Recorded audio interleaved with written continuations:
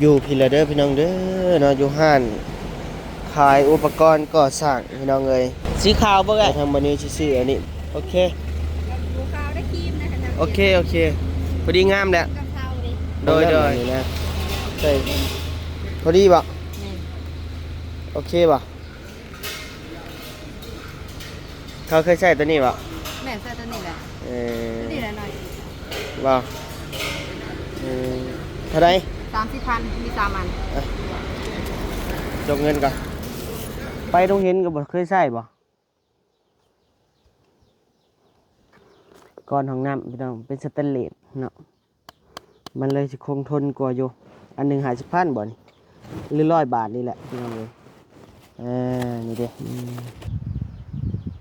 เป็นเงินกีบจำนวนล้านปลายล้านกว่าๆนี่เด้แม่เพิ่นกระผากมาให้ยับเข้ามาใกล้ๆเนี่ยกล้องได้เลยบ่ได้นะนั่นทั้งแม่เพิ่นผากเป็นยังบ้านนำเงินเก่งโพดนำเงินได้ว่ะเก่งโพดพี่น้องเลย1,115,000โอเคพอได้สิ่งพอดีเป็นมีสมความมุ่งมั่นปรารถนาอย่าเจ็บอย่าจนลำรวยๆเด้อเอาทางบานิวก็ขอบคุณขอบใจคอยพ่อแม่พี่น้อง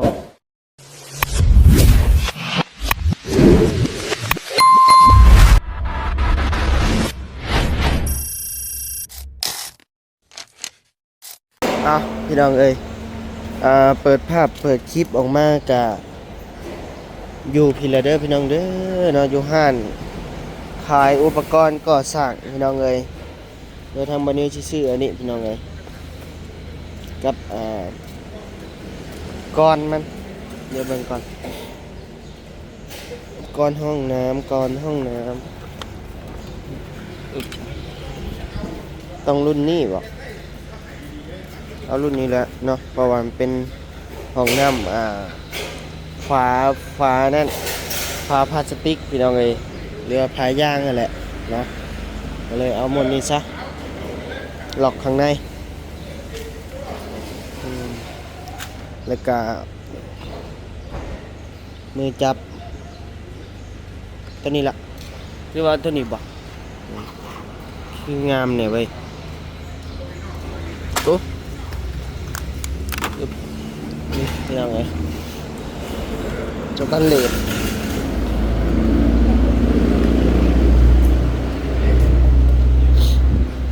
อันเท่าไรนี่ไง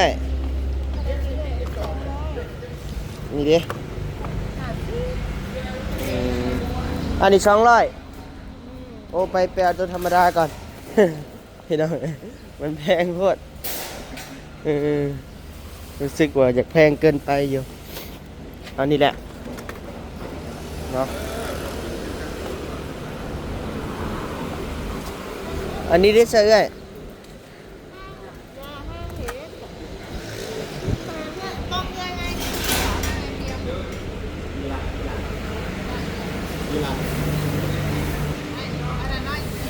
ฮะ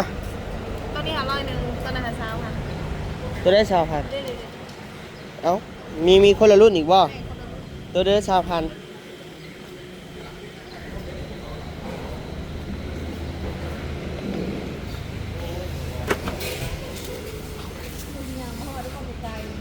เจ้าก็บอกเคยถอยรถขับไปเอาซะมันใกล้ก็บอกเนี่ยใช่ดิพี่น้องเลยเราว่า20,000ตัวนี้บอกนี่พี่น้องเลยนี่เงินตัวนี้ละ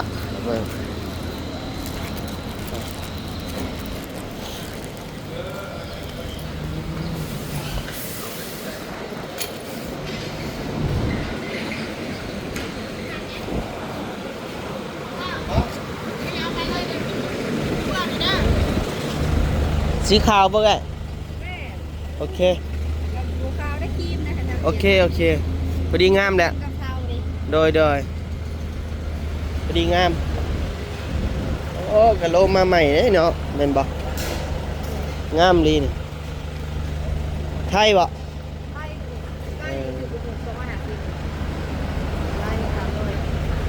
ลายนี่แก๊ส300มันมีจักแผ่น4 แผ่นเนี่ย อันนี้มี6เนาะ เม็ดละเม็ดจะได้อันนี้เม็ดปลายเลย โดยปูก็สิยากอีกมันใหญ่เดินจ่ายเงินแล้วก่อนพี่น้องเอ้ยรวมเงินกี่มาได้เอ้ยเลทเท่าไรมื้อนี่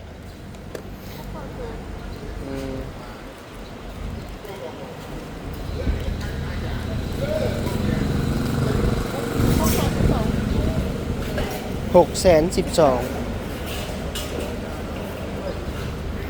เดี๋ยววันนี้จ่ายเงินก่อนนะพี่น้องเนาะไปครบนะเอ้ย612,000พี่น้องเอ้ยใส่โอ้เอ้ยมันพับดิโดย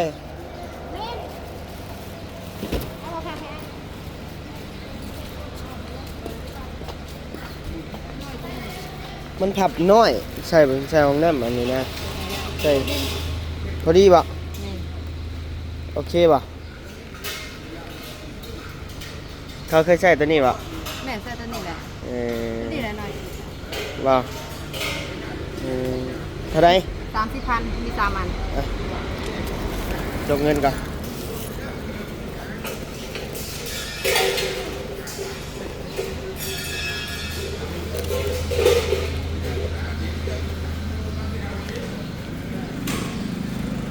ใช่เอาหนับเอาอ่ะ หนัก ให้แล้วหนับเอาเองเอา10,000มันมีใบเช่าอยู่ ไม่ได้ทราบอยู่แล้ว โดยนำเงินจ่ายเองเลย ใจเอง ขอบใจโดยป้าพี่น้องป้าไปพ่อกันอยู่เงื่อนน้องเป็นผู้ไรเนาะพี่น้องเอ้ยโดยป้าพี่น้องเอ้ยพอเป็นที่เรียบร้อยนะพี่น้องเนาะโตเรือนซานน้องน้อยเด้อพี่น้องเด้อเนาะโตเบิ่งเอารถคันนี้ก่อนพี่น้องเอ้ยใช่ยายคือบ่ออกนะยายออกเด้อยันไม่ดีดใช่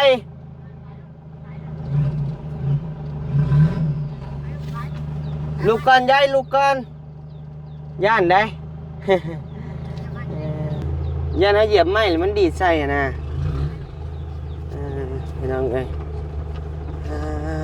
โตจะเป็นจังไดห้องน้ำห้องในเฮาพึบนี่บ่อทรายกับหินบ่ยาวสั่งมาพี่น้องเอ้ยจอดนี่ละโอ้ลืมปนเลขไปพี่น้องเอ้ย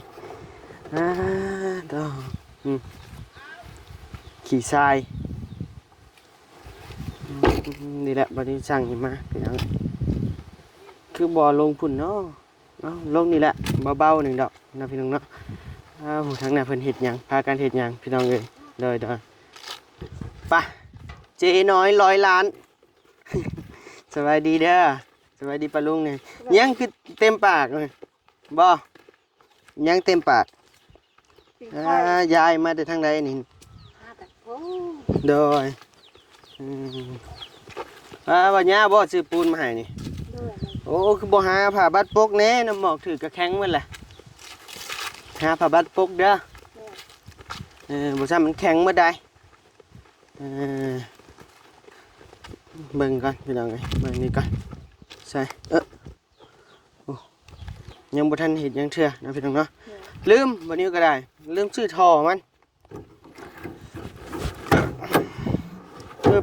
ยังนี่น้อยขึ้นแก้เบิ่งดู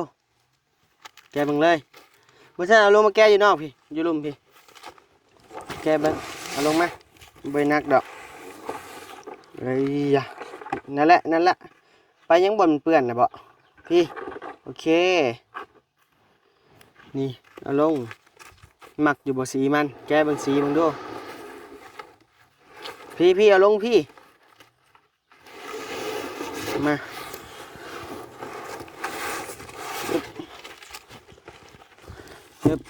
ถอดออกมาเบิ่งมึงดูงามอยู่บ่สีนี่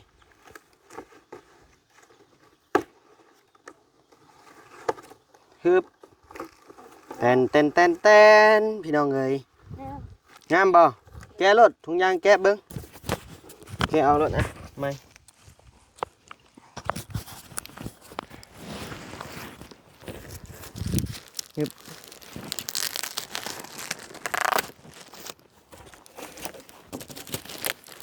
มื้อจะเห็นบ่มีนอ้ายน้อย เห็น อืมแกะออกเลย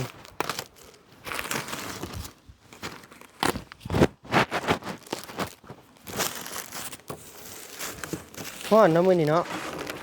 ฮ้อนแห้งเลย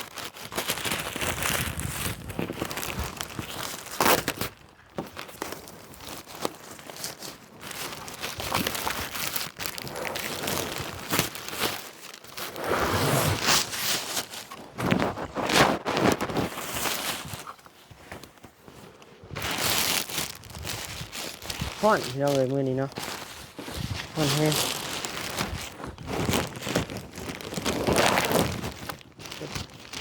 ตอนนี้ก็เป็นเวลากี่โมงแล้ววะ11:45 นาทีพี่น้องเอ้ยอืม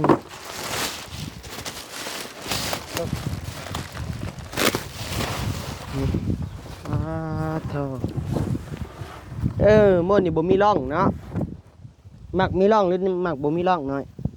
มีร่องก็ได้บ่มีก็ได้ มีก็ได้บ่มีก็ได้เว้าความมักเฮ้ยบ่เว้าว่ามันมีก็ได้บ่มีก็ได้เว้าเรื่องความจะมักรุ่นใด มีร่อง มักมีร่องให้ผู้บ่าวซอง พี่น้องเอ้ยแต่ว่ามันบ่มีตัวมีร่องนะ คือแตกแต่แม่นบ่น ใช่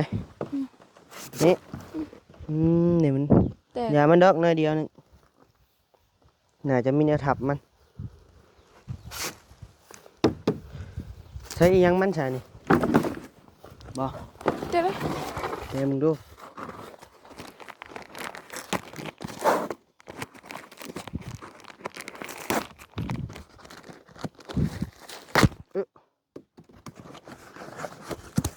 วงกบมันน่ะนี่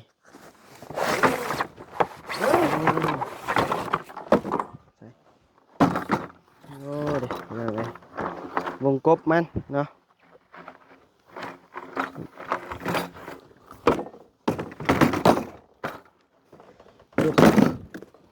ต้องมีเล็กมันอีกนี่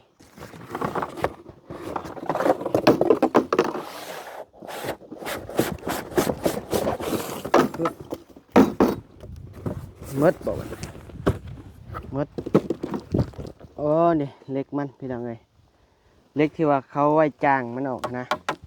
ให้มันอันนั้นกันพี่น้องเอ้ยเท่าเทียมกันตัวเฮือนน้องไฟฟ้าบ่มีอันนี้นะมันเสียได้แล้วเนาะบาทพี่น้องเอ้ยมาหอนเฮือนหอดซานเพิ่นเรียบร้อยพี่น้องเอ้ยบาทนี้ต่อโอ้ยังอยู่ได้นี่แป๊บหนึงเด้อน้อยเจ้าคือป้าไอ้ว่าผู้เดียวป้าไอ้นั่งว่าผู้เดียวอยู่มันยับลงมานั่งดีๆลงนั่งลุมพี่โอเคนั่งเลยตะกู้ด้วยขี้หมู sit down ขี้หมู เอา ขี้หมูมานั่งมานั่ง เอาย่านเอาขี้หมูบัดนี้ มานั่งเลยขี้หมู เอานั่งนี่แหละเอา โอ้ย ย่านขี้หมู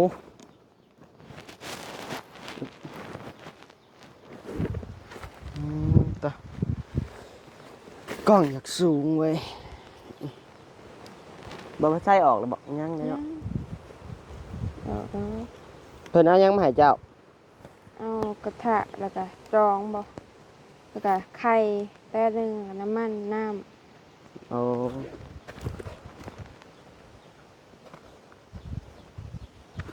ไข่แต่หนึ่ง ำเลย น้ำมันน้ เลย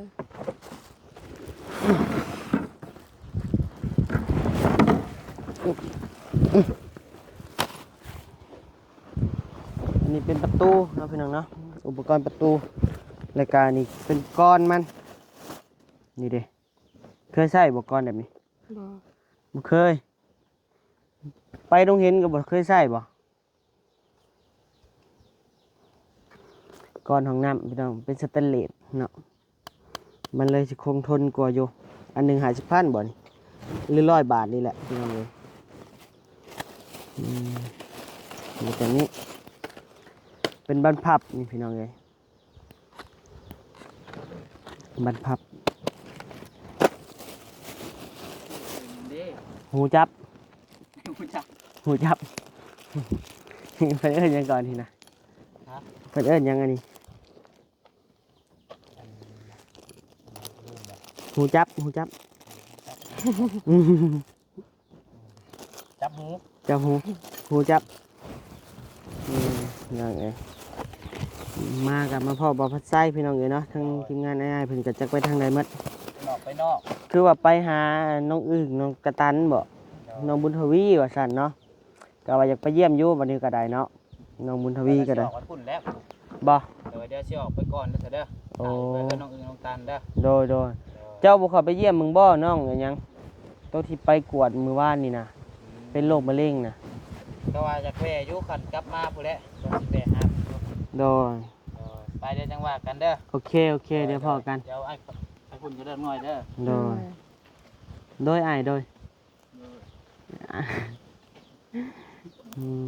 มาพัดไส้พี่น้องเอ้ยสิออกไปเยี่ยมน้องอึ่งน้องกระตานบ่ต่อ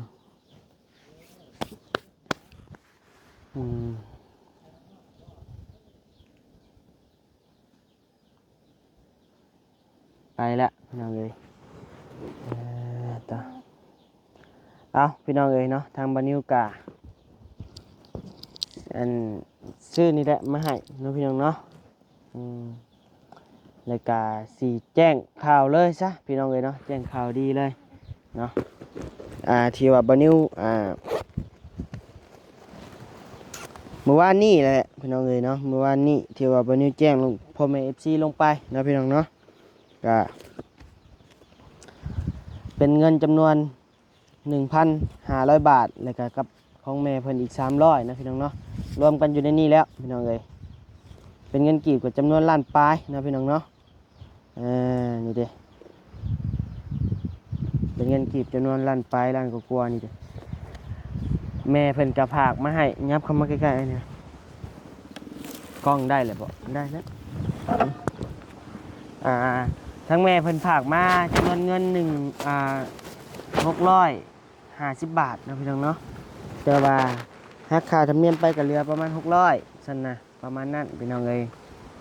แล้วเพิ่นแบ่งให้บ่าวนิ้ว300แบ่งให้น้องเพิ่น300นะพี่น้องเนาะพอดีเป็นยังอันของน้องน้อยนี่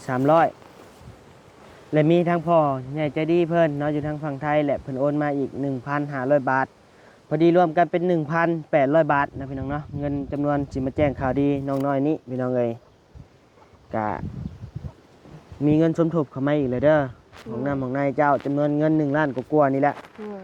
นับเบิ้ง1 ล้านเท่าใดเป็นยังบ้านนำเงินเก่งโพดนำเงินได้ว่ะเก่งโพดพี่น้องเลย1,115,000โอเคพอดีเป็นเงินสมทบใหม่เด้อพี่น้องเด้อเนาะแจ้งพ่อแม่ FC อีกเทื่อนึงก่อนนะพี่น้องเนาะมีแต่ภาคเจ้าขอบบุญขอบคุณพ่อเพิ่นกับแม่เพิ่นแน่เนาะนบมือขึ้นขอบบุญขอบคุณเพิ่นบอกนบอันถ่ายรูปกันแคปโอเคจับเงินก่อนเอาจับก่อนกะนบมือขึ้นมาสิบอกมาอาจจะสอนเด้อเอาแบบสั้นๆเด้อจื้อไว้เด้อหอบหน้าบ่จื้อนี่บอกคือเก่าบอกเสียบล็อกฟาดหัวบอกเสียบล็อกฟาดปุ๊บแล้วนะมันอยู่ในหัวแล้วนะพี่น้องเอ้ยเอานบมือขึ้นเอาขอขอบคุณขอบใจขอบใจพ่อกับแม่อยู่ฝั่งไทยขอให้เจ้าอยู่ดีไม่แห้งความเจ็บบ่ให้ได้ความไข่บ่ให้มีปรารถนาสิ่งใดขอให้ได้สิ่งนั้นสมความมุ่งมั่นปรารถนาอย่าเจ็บอย่าจนลำรวยๆเด้อเอาทางบานิวก็ขอขอบคุณขอบใจขอให้พ่อแม่พี่น้องเมื่อทุกผู้ทุกคนและผู้ใหญ่ใจดีทุกท่านขอให้เพิ่นอยู่ดีมีแห้งความเจ็บบ่ให้ได้ความไข้บ่ให้มี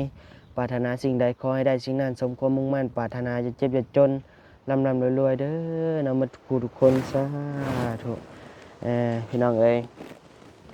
แต่อันนี้ก็เป็นเงินที่ว่าเพิ่นสมทบเข้ามาเด้อเอาออกไปซื้อให้เด้อ เลย อันนี้ก็เป็นจำนวนเงินอยู่800 บาทบ้านนี่อันนี้ก็หมดอยู่100 200กว่าบาทนี่แหละพี่น้องตัวนี้หมดอยู่พันกว่าๆแหละตัวนี้ มันอยู่พันกว่า600,000ปลายบ่ด้วยนั่นแหละมีได้เก็บไว้เดี๋ยวสร้างเพิ่นมาแหละเพิ่นมาก่อยังเหลือยังที่ว่าขาดเนาะบาทนี้ สังกะสีมากับไม้ค่าสร้าง สังกะสีกับไม้อยู่แถวนี้มีบ่ บ่ บ่มี ว่านี้ลุงหนวดก็มาแจ้งข่าวดี 2,000 โอ้ นั่น ได้แล้วสนะพี่น้องเอ้ย คือนี้เป็น 3,500 เงินนำลงหนวดบ่ แม่น เออ เพราะว่าคันอันอีหยังพ่อแล้วก็พอดีสมทบเฮ็ดจ้างค่าสร้างนะ โอ้โดยค่าสร้างบ่น้ำบะยาวเรือเท่าใด เหลือล้านกว่าๆนี่แหละ น้ำบะยาวเรือล้านกว่า อืม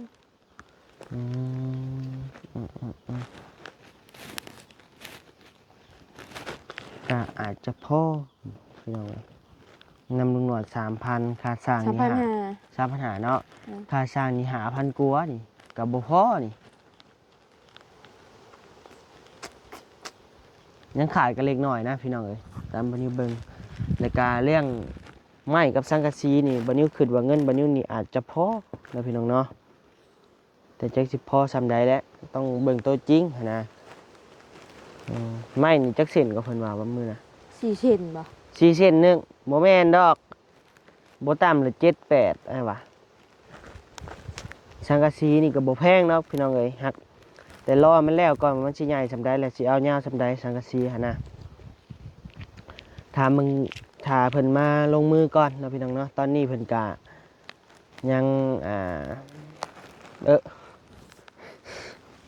ยังเฮ็ดเฮือนน้องอึ้งน้องกระตันอยู่เนาะพี่น้องเนาะทางภาษางก็ได้พากินข้าวกินน้ำนะบ่ ย่าง ย่างได้ยังกินมัน ทอดไข่ ทอดไข่ทอดกินนี่ครับบ่ เลย ปลาผัดไส้อันช้อนทอดนะบ่ แม่น บ่เคยทอดจักเทื่อบ่ บ่ เคยแต่เห็นได้กินเท่าอัน ต้ม อย่างเดียวเลย เลย เป็นยังคือบ่ทอดกิน บ่มีหมอ บ่มีหม้อเอาหม้อธรรมดาก็ทอดได้คือกัน บ่เป็นทอด บ่เป็นทอด เอ้ยพี่น้องเอ้ย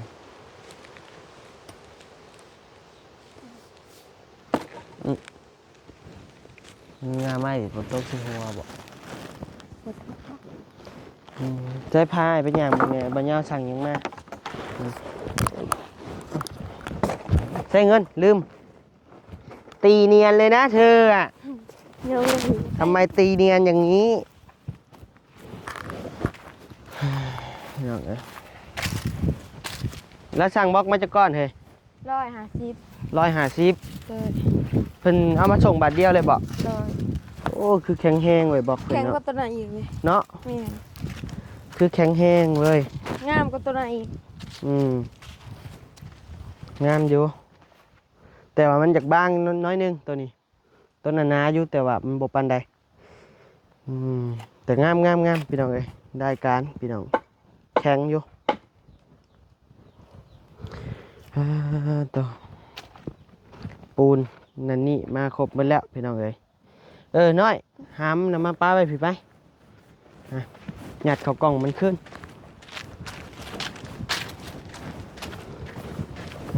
พี่น้องเอ้ย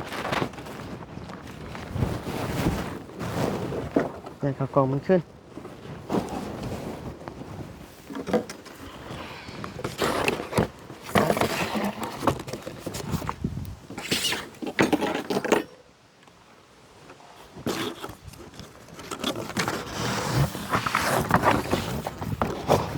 น้อย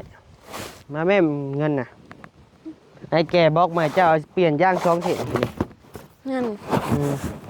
ดีเลยพี่น้องเปลี่ยนแล้วเรียบร้อยย่าง ยังดีอยู่ตัวนี้มือสองก็พอใส่ได้อยู่ยังขัดอยู่เป็นยางอันโตโย่แล้วนะพี่น้องเลยแบบว่ายางที่ห่อดีเลยเพราะว่าที่ห่อเดียวกันกับบ่เตียงใส่เลยพี่น้องเลยบัดนี้ มันคือบ่ลงมันค่ะ แหน่นะคือแหน่เป็นแท้แหน่กบแหน่เขียดคือว่าแหน่เป็นแหน่นี่คือแหน่บ่เป็น ก็ขียดเนาะนี่ได้แหละ บ่น่าจะคือแดงตลอดท่าบ่เรือมันตั้งเป็น มันบ่ได้ทาครีม3-4มื้อ แนวนี้มันตั้งเป็นติ เนี่ยถ้าหาออกแดดนี่มันเป็นมึกเลย บ่ หน้าบางเลย อ๋อ ถ้าทาครีมแบบครีมมันแห้งอย่างเงี้ยนะ โดย ถ้าออกแดดแหละมันบาง โดย มันสิเป็นผ้า เด้นี่น้อยเอาลงเลย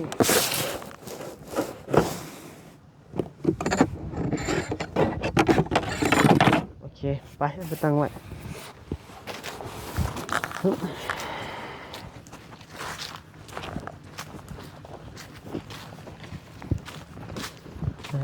ต่อ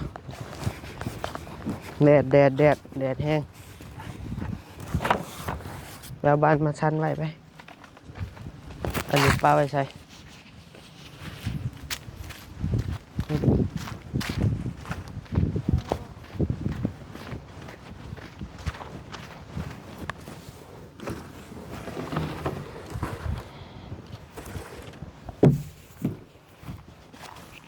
หนักอยู่ได้อนี่เนาะ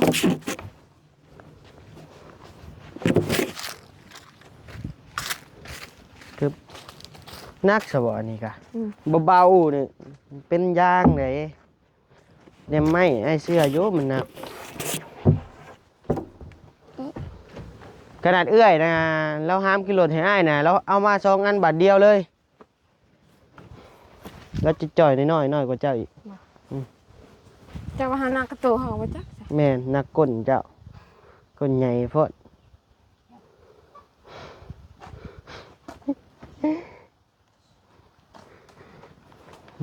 เป็นยังไงมีใครเข้ามาในมือ